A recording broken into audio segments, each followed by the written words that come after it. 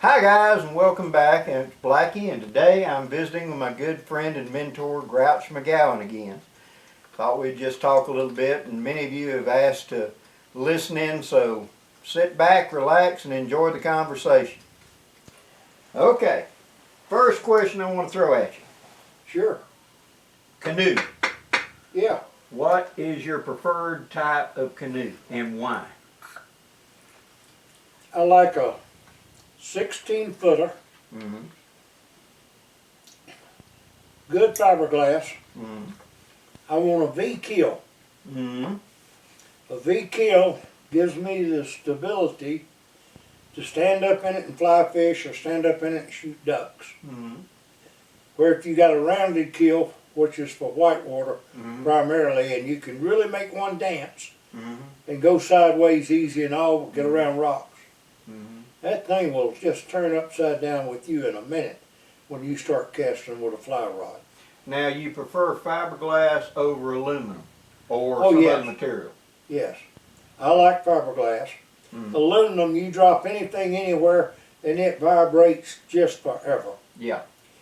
And it's cold. And then you got a keel with a straight piece down at the bottom. Mm-hmm. It does not turn good on curves. It's perfect for a lake Mm-hmm. where you got a lot of wind that's trying to push you sideways Mm-hmm. or stuff like that. But a small creek, it just doesn't handle it good. Mm-hmm. I've got them, you know. Well, you know that. Oh, yeah. And but I prefer a B-keel, 16-footer. Mm-hmm. I can sit in the back. Mm-hmm.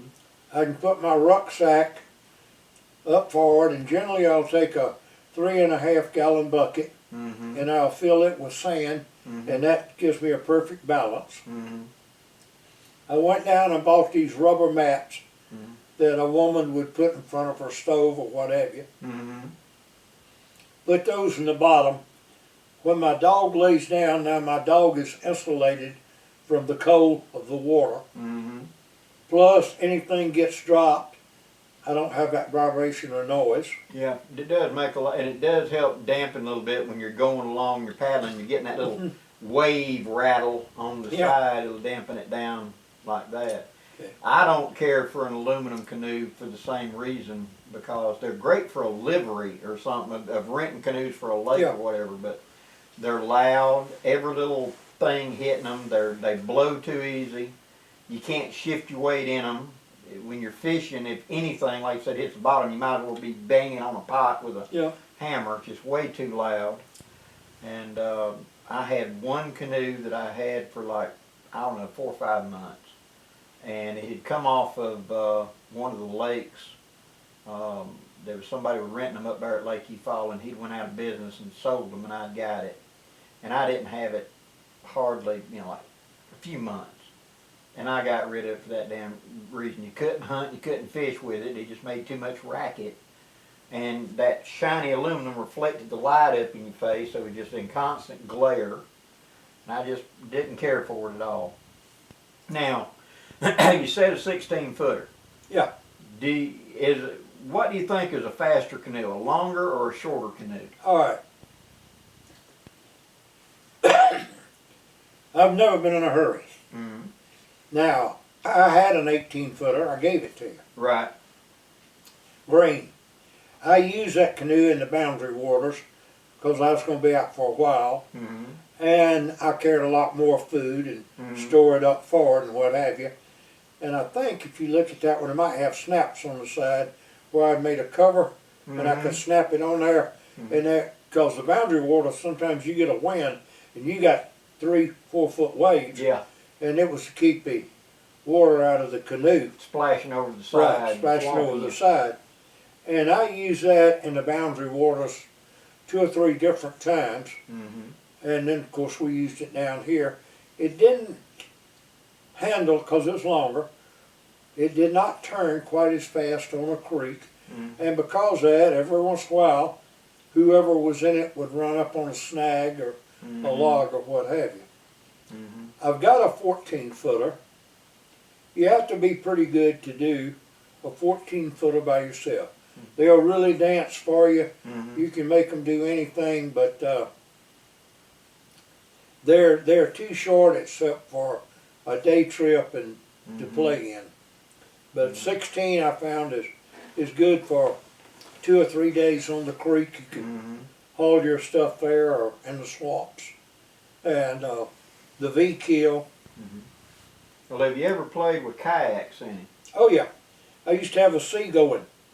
It was either 16 or 18 foot long. Had a rudder on the back. I learned how to turn over and flip myself back up with a paddle. And then I played with some, not what they call a kayak today, but these were completely enclosed, and you sat down in it with a skirt around you that was tied, what have you, to keep the water out. And then up forward you took the pieces off, and that was storage areas, and they were watertight. So, yeah, I've done kayaks. I like a kayak. When I first came here finally and got away from the ocean in the Carolinas, I sold my kayak, and the guy I sold it to tried to get in it 3 times. It took everything I could do not to laugh out loud. And then he got out wet, pulled it out, loaded it back on his vehicle, and I never saw it again. He just did not have good balance. Well, that's the thing about it. Those are designed, you've got to have excellent balance. I'm not a kayak person, never cared for them. I've got in one a couple times and played. And back, I think it's coming up on 2 years ago now, I had bought a kayak. It got on sale and picked it up at Walmart cheap, one of them plastic ones, sit on top. Oh yeah. And I thought it'd be a quick, light, you know, something lighter than the canoe to be able for me to handle by myself. And I couldn't get in the damn thing. You know, it's an open seat, but to straddle over it and sit down, I basically had to just fall into it. Yeah. And then I paddled it around like 15 minutes out there at the lake, and it was me and Steve Kingsbury and Todd Gibson and Leslie Gibson was out there. And when I got up to the bank, I couldn't get out of it because the way my hips are and all now, I couldn't get, because you couldn't, in a canoe I can tuck my feet under me. Right. Lean forward, grab the gun and come up. Well, no, you're sitting in a pocket. I couldn't, I finally just had to fall out of the damn thing, and I told Steve, I said, you wanted something for your granddaughter, here you go, and I made him a $100 deal on it. We loaded it in his truck, goodbye. Yeah. That was the end of mine. Now, you like a 16-footer, and you said you like a semi-keel on it. You don't like a true round. V. It's called a V. The V. Right, rounded, and it'll come down to a V. Okay. Yeah, because it'll let you go sideways if you stick your paddle over and pull. And a T-keel or a straight keel down will not. Of course, a rounded whitewater keel will. It'll let you go anywhere you want to go or don't want to go. You know, and it's made to shoot rapids and stuff like that. Quick maneuvering. Right, stay away from rocks. But it's not made to shoot ducks out of or fly fish. No, and if you get out in open water and you get a little bit of a breeze, it's just going to blow you sideways. It won't flap for nothing. Oh yeah, you'd never want to use it on a lake. That's like seeing somebody come up beside you with an aluminum canoe and throw their anchor in, and it's on a chain, and they run it over the side. Brrr, oh yeah. And you know every fish in the area has been attracted there. Oh yes. Oh yeah. Speaking of doing that with a anchor, me and Hope were in L&L Lakes one time, and she loves to fish. I'll give her a cane pole and a thing of crickets, and she's in heaven. Sure. And the fish were biting well, and I put her in the nose of that canoe, and I'm paddling. And we'd got to one of the upper lakes and got to this place, and probably, I'd say 75 feet from us up in there, obviously a big bass had run through a school of brim, and they'd come up and tail walk. Probably like 40 fish had come up and tail walk for just a second and went down. Well, Hope sitting there with that cane pole, it was like a cat sitting on an ironing board looking at a hummingbird. She's just vibrating. And I'm saying, hold on, I'll get you over there. And so I'm trying to fight a crosswind. And I got us over there close, and just as soon as we got in range, zip, there it went, hooked up, she unhooked, threw the fish in the boat, zip, went the next one, fish are flopping in the boat. She had 4 fish in the boat real quick. And I'm trying to fight this crosswind to hold us in position. And I said, okay, look, you got the anchor up under you. Put the anchor down so I can hold better, you know. Of course, she wants to fish. So it was a half of a cinder block is what it was. She reaches down and grabs that thing and just pitched it straight out. Baloo! Into the fishing, you know, didn't know why they quit biting all at once. Well, you threw an anchor in the middle of them. Oh boy, bless her heart, she didn't know. Well, splashes. Yeah. When I first started fishing in the Carolinas, and I was fishing in the different swamps up there, but they were tidal. Mm-hmm. And I saw these fishermen. You had wax myrtle that would grow over and down to the water almost. Mm-hmm. And they would paddle up, and they had a cane pole with a little line and a spinning on it, and they would stick it under that wax myrtle and go splash, splash, splash, splash. Mm-hmm. Well, about half the time they caught a fish, and I asked them about it, and they said that is the sound that a bass makes when it goes up and hits the minnows with the tail and stuns them. Mm-hmm. And I thought that was neat, and I tried it. And I caught fish, but this bit of doing a cane pole hand over hand, 12 feet back, and getting to the little cart and the big carts outside the canoe trying to go underwater, and the current's catching it. Yeah. And you're afraid you're going to break your little pole Yeah. to get a fish off that 1 foot line. Yeah. And it won for me. I went back to the fly rod, and I found with a fly rod and taking my time, I catch fish. Everywhere I go, I would catch fish. Well, you've been with me in the swamp. Yeah. Nothing to catch them on a fly rod. Just put it out there, and they're like beaver, hollering, trap me, trap me. Yeah. Well, we used to do something like what you were talking about. We'd have like 4 feet of line on a 10, 12 foot cane pole. And on the end of it, you'd have a cricket hook. Yeah. And you just flip up under like that. And It's another called a old flip trick, pole. flip pole, we would take and put on the very, I've seen a couple old black ladies do it, where they took the cane pole and only had about like 6 inches of line on the thing.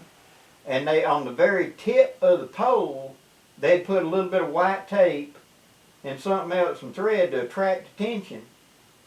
And they'd run the pole out there, and of course the bait was usually a treble hook rigged up to float.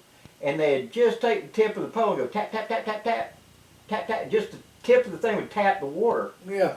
And the fish Like would a bug. like a running bug. across, yeah. And then they'd go tap, tap, tap, and they'd lift it straight up, leaving that 6 inch to be right there on the surface, and they'd go da and dance the bug and pull them out that way. So it was tapping. All kinds of tricks.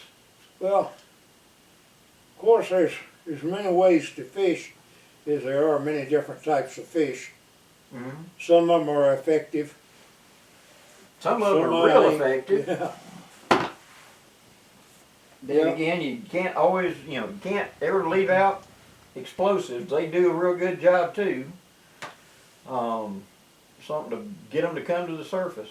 Well, I've been inventorying down here because of recent circumstances.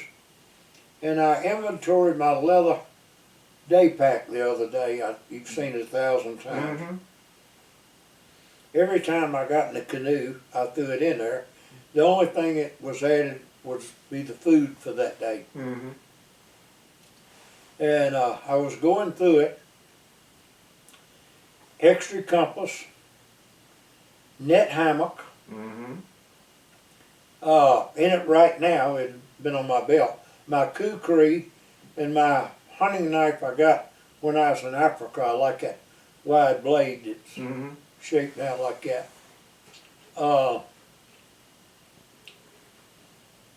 Small magnifying glass, sewing kit, small first aid kit, emergency whistle, because you can hear it a lot farther, a lot longer than you Yep. can holler.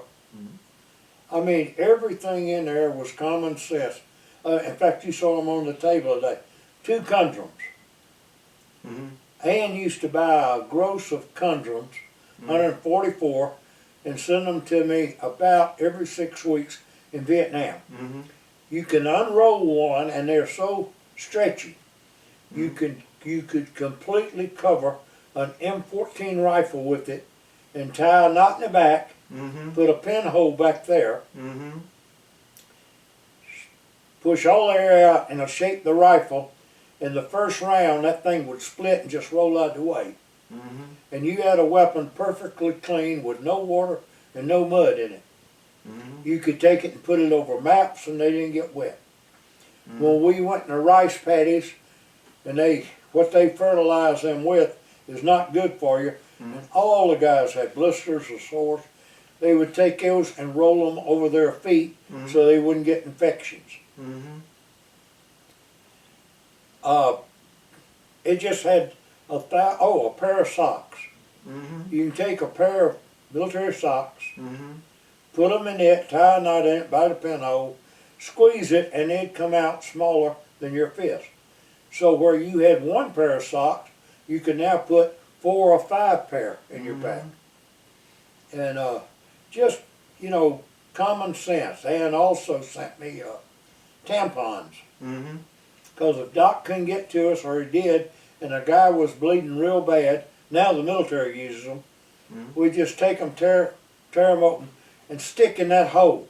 Mhm. And as soon as the blood hit it, they would swell and stop the bleeding. Buy you some time to Right. get somebody over here to fix Right, it. until we could get that guy in a chopper and get him back with medical people and what have you. And just, it was another useful stuff. Kotex. Mhm. The Marines used thousands of boxes of Kotex to filter jet fuel through, Mhm. because it's so fine, it would pull out the impurities, including water. And jet fuel would get contaminated over there. So a lot of stuff is common sense. It's amazing how something so little could affect a military aircraft or whatever. I remember Leonard talking about that he was in Vietnam, and it was the monsoon season, so it blinding rain, you couldn't see crap. Sure, it comes down, it comes up, and it goes sideways And for 3 months. what Charlie had done is somebody had got out there around the choppers during the storm and put strips of duct tape on the end of the rotor on the top. Yeah. Well, you couldn't see it. And then they did an attack so that you'd run out there and fire up the birds. Well, it would fire up, and it would, but once you try to lift it up into a hover, the blades ain't balanced by the weight of the tape, Right. and it starts slinging itself to pieces. And so that's what they did. He said he was in charge of a flight of whatever, so we lost 3 flights. We lost 3 helicopters to duct tape in that raid. He said they weren't blowed up or shot Before at. you learned. And it was because bad guys got in there, somebody went up there and just stuck a strip with enough weight, like not one single piece, but multiple layers, just stuck it up there like that on the top of it, and when it went winding up, that was it. Water, oil, Yeah. bird shot. One of the things I had a buddy send me was a hand winch Mm-hmm. with a short cable on it, like a come along. Mm-hmm. And when we would put our, what we call aprons with a wire, and they're shaped like this, Mm-hmm. and then in the middle is just barbed wire running down there, Mm-hmm. we would take that and put that under about 100 pounds of pressure. Mm-hmm. And when Charlie would start to come in at night, or the NVA, and they'd reach up and cut the wire, and then they got that centerpiece, and of course they had cans on it with rocks in it. And the prevailing way is to cut it next to a stake, wrap some cloth around it and hold it, and then ease it down. Mm-hmm. When they cut it, and that 100 pounds of pressure went off, it would roll them up in the wire. Yeah. And I it made a bet they big were difference. surprised with that. Oh yeah, made a big difference. Oh yeah, oh yeah.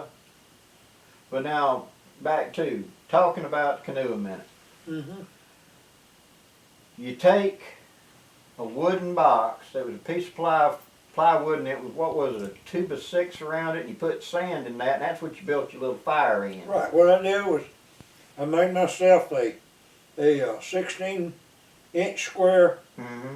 The sides was 2.5 inches high. Mm-hmm. I rounded the bottom stringers so they would fit in the canoe. Mm-hmm. When I got in it, I would go up and get dry sand that the sun had been on, put it in the box, fill it up, and as soon as I got ready to shove out, I'd put 8 or 9 pieces of charcoal right in the middle Mm-hmm. and light it. Mm-hmm. In a very short time, it's going good. Mm-hmm. I'd take my coffee pot and Mhm. sit on it. Mm-hmm. I'd put 2 eggs in the bottom of the pot. Mm-hmm.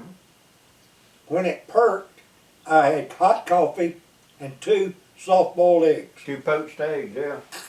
First fish out of board there with push pins.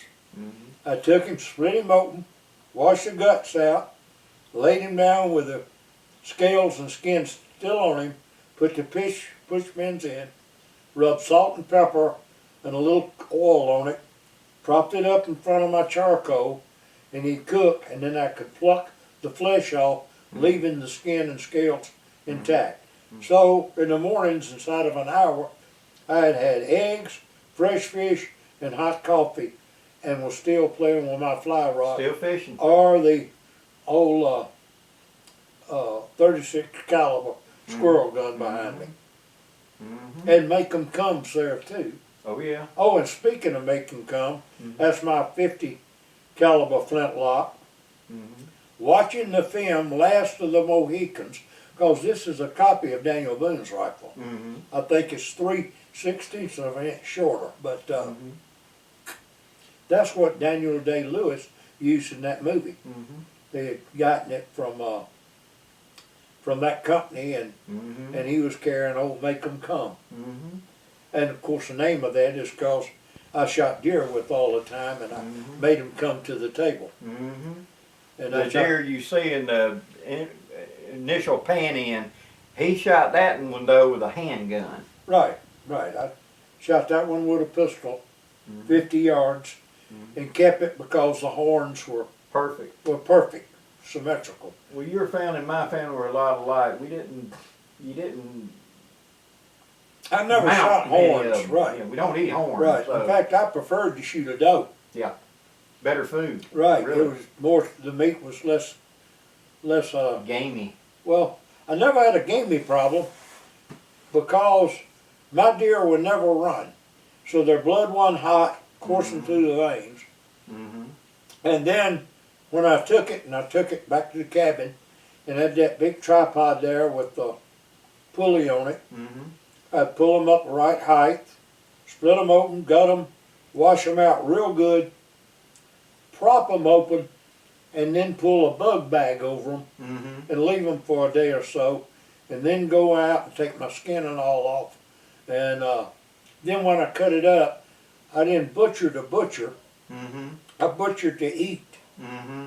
I cut little butterfly steaks and Mm-hmm. stuff like that that I could cook up with gravy and rice and Well, onions. that was the thing with me. When I was taught how to cut it up to make it for the table.